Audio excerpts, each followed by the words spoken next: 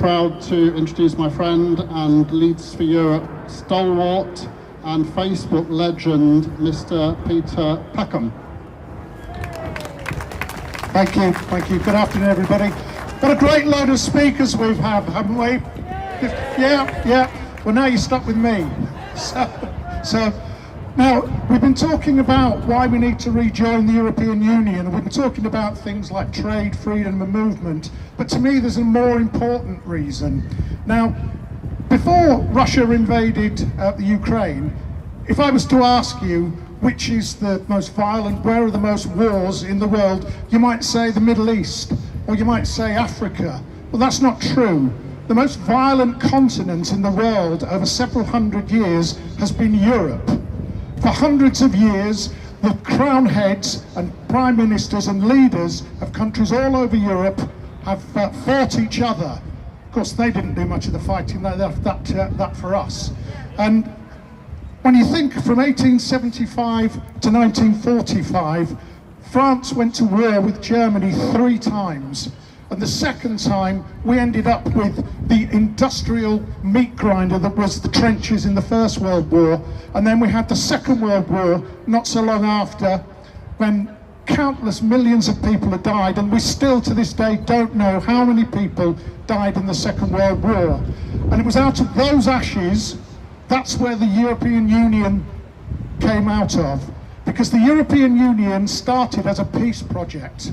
It followed Winston Churchill's cry for a United States of Europe, and it brought the countries of Europe together. From the first iteration of the European Union, when France and Germany got together and agreed the iron, steel and coal treaty, that was the first time these countries were working together, and it's grown and grown so that we have 27 countries now working together in cooperation, peace and harmony. And it grew to such an effect that in fact the European Union were awarded the Nobel Peace Prize in 2014 for their contribution to peace in Europe.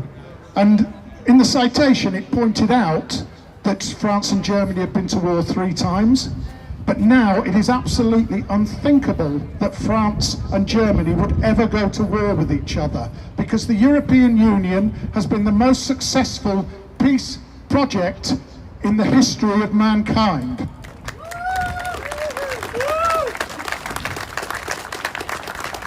But what does that mean to us? Because we've been affected by all that. I'm sure you've got your stories, this is mine. My granddad was the youngest of 7 children, born in 1906 in rural Kent to a poor family. And the only option for a young man there and then was they either became a farm labourer or they joined the armed services. My granddad joined the army. In fact, he ended up in the 4th Hussars, which, if you know your history about the army, that was Churchill's regiment. He was still serving in 1939 when the Second World War broke out. The Second World War, that beloved war of the Brexiters, the one they love to invoke, a war that they don't remember.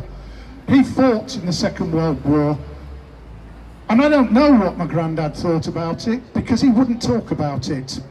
From the time he came home to the time he died, he wouldn't tell anybody about it. But we've got a clue, because in this box here, I have his medals that he was sent for his service in the Second World War. They're still in the box that they were sent to him in. They're still in the original greaseproof paper, still with the notes of how the medals should be worn. So I think that shows us what he thought of war. But he doesn't stop there, because he had an older brother who also joined the army. And he joined before the First World War. And he fought in the First World War, and he was killed on the 30th of August 1916, aged 26 years. So what does the European Union mean to me? What does peace, the peace that the European Union has brought, mean to me? It means that a family where 2 brothers fought in 2 separate world wars, one never came home, the other came home so damaged he couldn't even talk about it, but since then, the next 3 generations, my dad, myself, my son, have never been sent to fight in a war in Europe. And we turned our backs shamefully on that project. There's now a fourth generation. I have a 3-month-old granddaughter. I want us to rejoin the European Union because I don't want her ever to experience war in Europe in her life. That is why we must rejoin the European Union.